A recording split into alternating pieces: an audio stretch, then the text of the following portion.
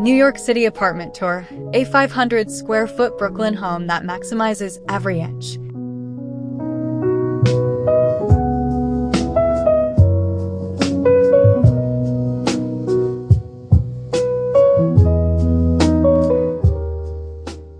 Welcome to my latest project here in the heart of Brooklyn. You know how we always joke about New York apartments being glorified shoeboxes? Well, this 500 square foot studio was exactly that when I first walked in. It felt cramped, dark, and honestly a little bit soul-crushing. But isn't that where the fun begins for a designer? We decided to stop looking at the lack of square footage as a limitation and started seeing it as a puzzle. Why settle for a tiny life just because you have a tiny floor plan? Grab a coffee, and let's walk through how we turn this cramped space into a curated sanctuary that actually breathes.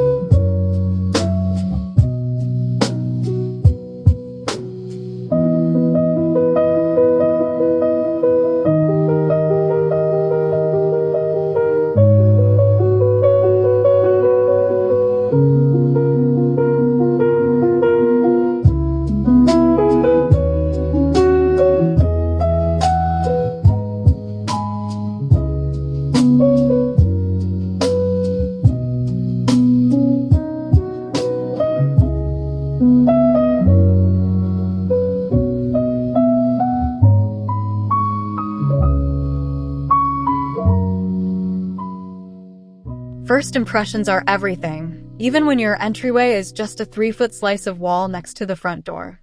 Most people make the mistake of putting a chunky cabinet here, which immediately makes the room feel smaller. Do you see what we did instead? We installed a slim, wall-mounted floating shelf. By keeping the floor clear, your eye travels all the way to the baseboard, tricking your brain into thinking the room is much wider. Isn't it wild how much visual weight matters? We also added a large round mirror right above it to bounce light into the hallway. Who knew a single shelf could do so much heavy lifting?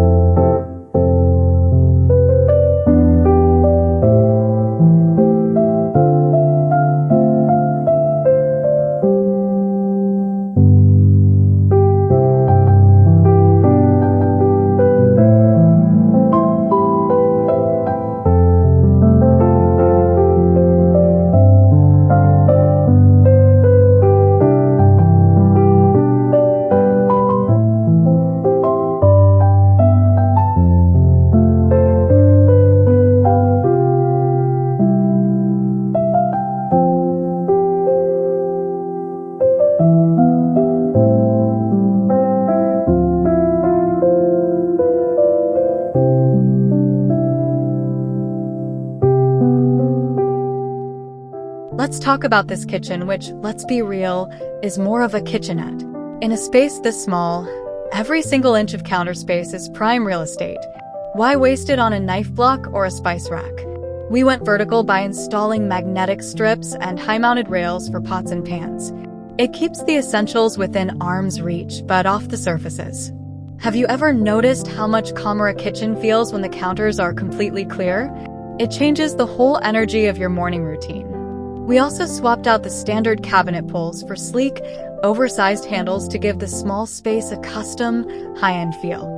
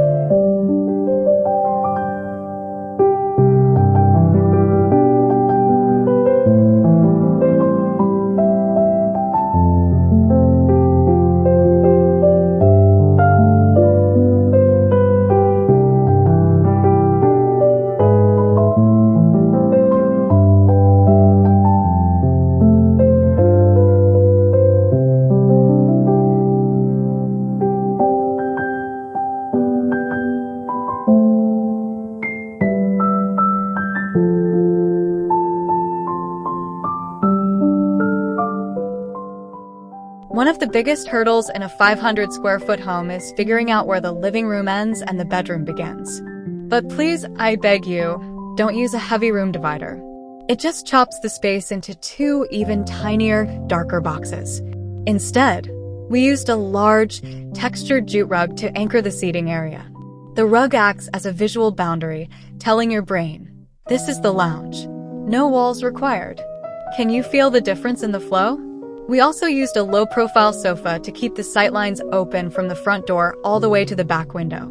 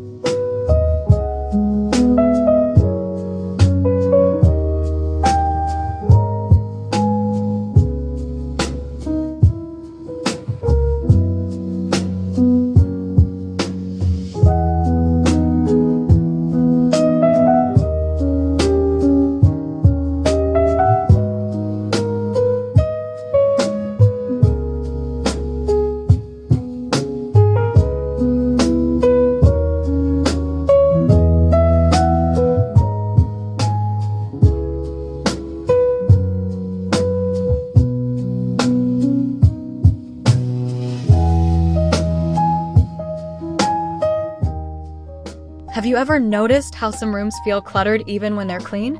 It's often because the furniture is too heavy. For the living area, we stayed away from sofas that sit flat on the floor. Instead, we chose pieces with tall, tapered legs. Why? Because seeing the floor extend under the sofa makes the room feel continuous and airy. It's like the furniture is floating. Isn't it amazing how showing just a few inches of leg can make a massive piece of furniture feel almost weightless? It's a total game changer for anyone living in a compact city apartment.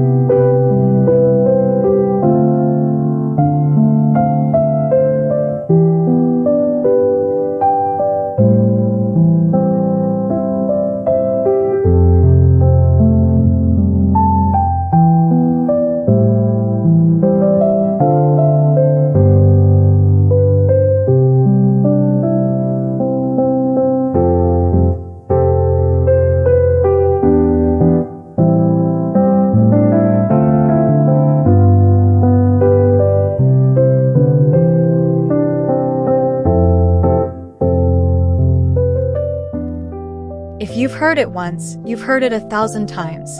Use mirrors. But are you using them effectively? We didn't just hang a mirror for the sake of it. We placed this massive, leaning floor mirror directly opposite the main Brooklyn-facing window. Do you see how it acts as a second window? It doubles the natural light and reflects that gorgeous city skyline right back into the apartment. It's the easiest way to cheat the architecture and make a room feel like it has double the windows it actually does.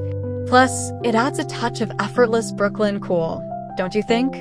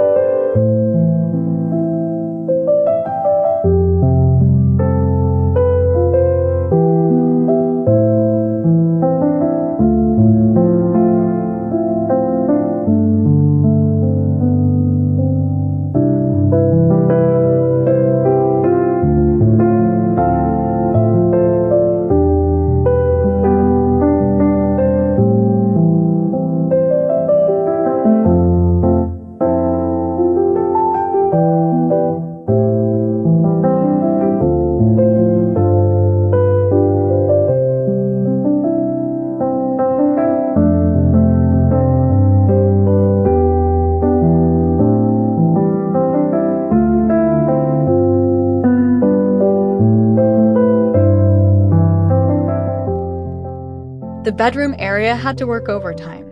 Since we didn't have room for a guest room or a home office, we had to get creative. We chose a high-quality storage bed, not the cheap kind, but one with deep hydraulic lift drawers. This allowed us to ditch the bulky dresser entirely. Why have a dresser taking up floor space when your clothes can live under your mattress? We also tucked a tiny wall-mounted folding desk into the corner. It's there when you need to grind out some work, and it disappears when you're ready to sleep. Is there anything better than a room that adapts to your needs?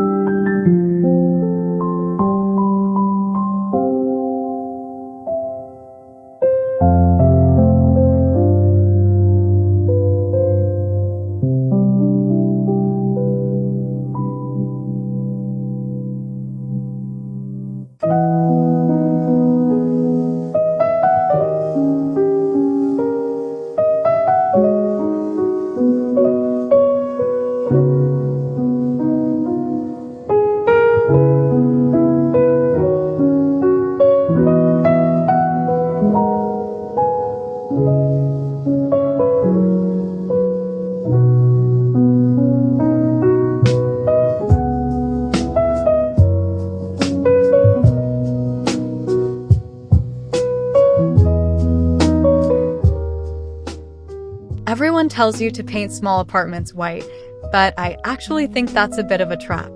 Pure white can often feel cold and clinical in a New York winter. Instead, we went with a warm minimalism palette. We used soft creams, sand tones, and a hint of sage green in the textiles. This tonal approach adds depth without the jarring contrast that breaks a room into small pieces. By keeping the colors in the same family, your eye glides across the space without stopping. Doesn't that feel so much more sophisticated and cozy than a plain, sterile white box?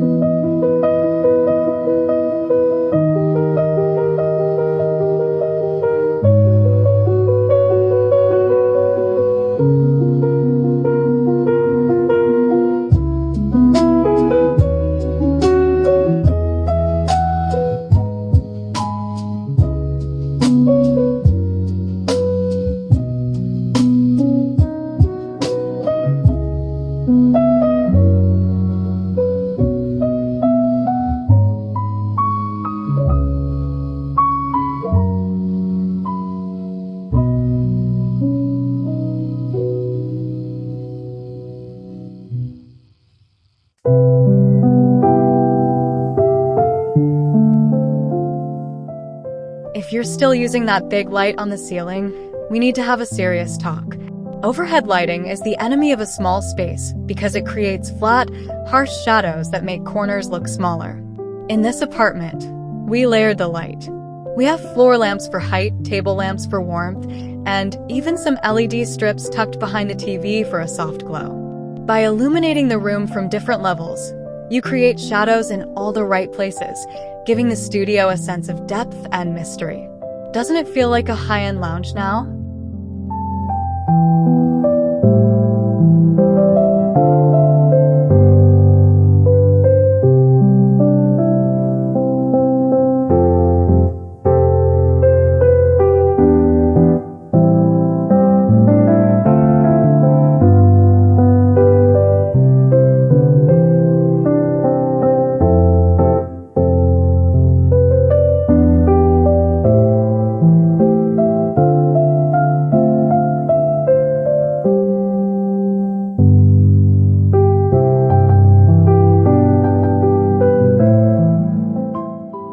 Well, there you have it, our 500 square foot Brooklyn transformation.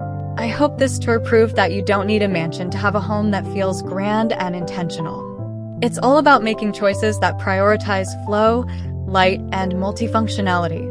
Living small isn't about what you're giving up. It's about what you're gaining. A space where every single object has a purpose and a place. So, which of these ideas are you going to steal for your own home? I'd love to hear your thoughts. Would you like me to help you pick out a color palette for your next small space project?